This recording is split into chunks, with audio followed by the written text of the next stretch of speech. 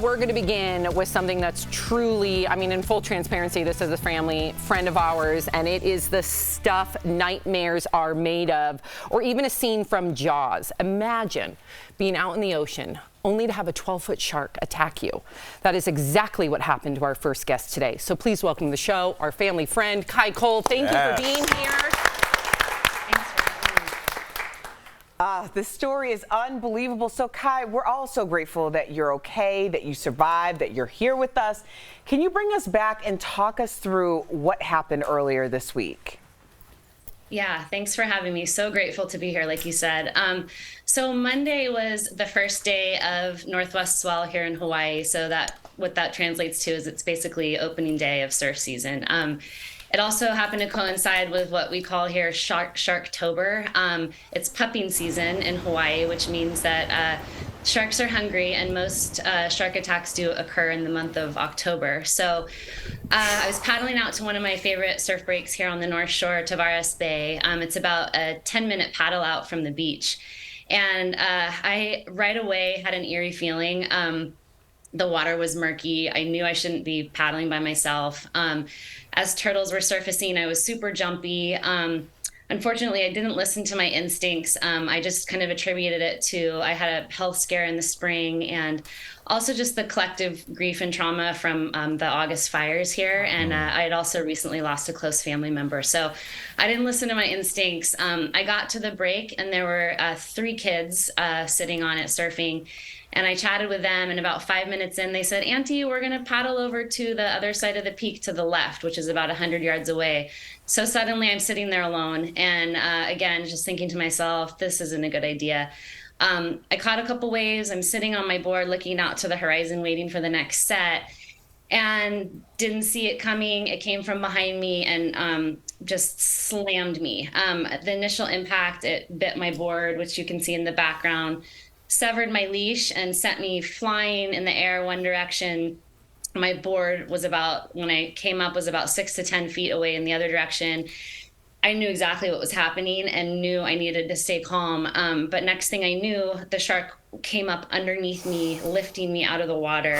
I was on the shark. I was acutely aware of its sandpaper skin rubbing against my thighs and my arms, and I was actually holding the dorsal fin. And the thing started thrashing, and at that point, I knew that I was fighting for my limbs, if not for my life. And just remembered I've been a lifelong surfer, and I'm a free diver as well. So luckily, I knew that I needed to fight. So I swung my right hand around and just hammered down on its back. At that point, it thrashed me back off into the water, and I'm just thinking, okay, you got to keep squaring up to this thing. Do not swim, do not thrash, do not look like prey. Luckily, at that point, it swam away towards the left, heading towards the kids, which was worrisome as well. Oh my gosh. Okay, our breaths are like, so you're there, we're in the moment. How do you get back to shore? So I knew right away, I'm just thinking, like, I do not want to be here, but I have no choice. Okay, I gotta get in.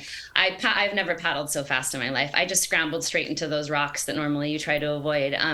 And there happened to be 2 guys on the cliff above me watching, and they're yelling at me, "Are you okay? Are you okay?" And I'm yelling at the kids, like, "Get out of the water, there's a shark." And they snapped this photo of me, which is so surreal to look at because I'm smiling and posing. And I was in complete, utter shock at that point. Oh my gosh. Well, the shock is worn off. We are glad you are here. We are all still shocked. So after your shock wore off, we remember you're a lifelong swimmer. How do you get back into the water, without feeling total anxiety? Like, how do you go back to your first love? Yeah, so I knew right away that if I didn't get back in the water immediately, it was just going to settle deep into my head and into my body. So I've actually surfed every day since. My husband's been right beside, chaperoning me, and it's been good. It was really scary at first, but by yesterday I was actually able to paddle out by myself again, and just planning to. I have some free dive sessions on the books, and at some point I'd really like to get over to Oahu and actually dive with the sharks with Ocean Ramsey, who's the shark advocate over there.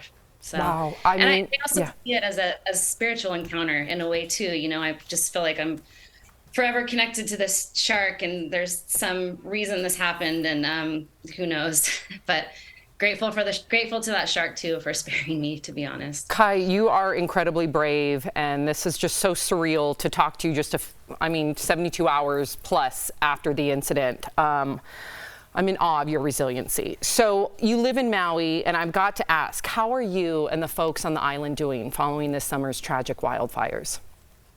Yeah, the collective, grief and trauma here it's immense. Obviously, especially for the people of Lahaina. I don't want this story to scare people from coming. Shark incidents are very rare, as are wildfires on Maui. We were definitely welcoming, encouraging, kind, respectful visitors to come to all parts of the island except the west side. We're supposed to open the west side's supposed to open in a couple days, and I really would like to ask people and also our governor and our decision makers to listen to the residents of Lahaina. They're asking for more time.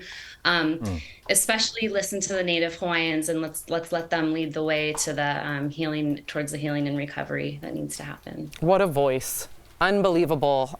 You are a voice for change. Kai, thank you so much for being here. We are so glad that you are actually here to tell your story. DBL Nation, if you're interested and able, you can help Maui's wildfire victims by scanning the QR code on your screen right now. It'll bring you to a site where all donations are going directly to the victims, and they still need our help. Kai, thank you so much. Thanks. We appreciate you for coming on our show and sharing your story of bravery, but clearly traumatic as well. Aloha. Thank you. Thank you.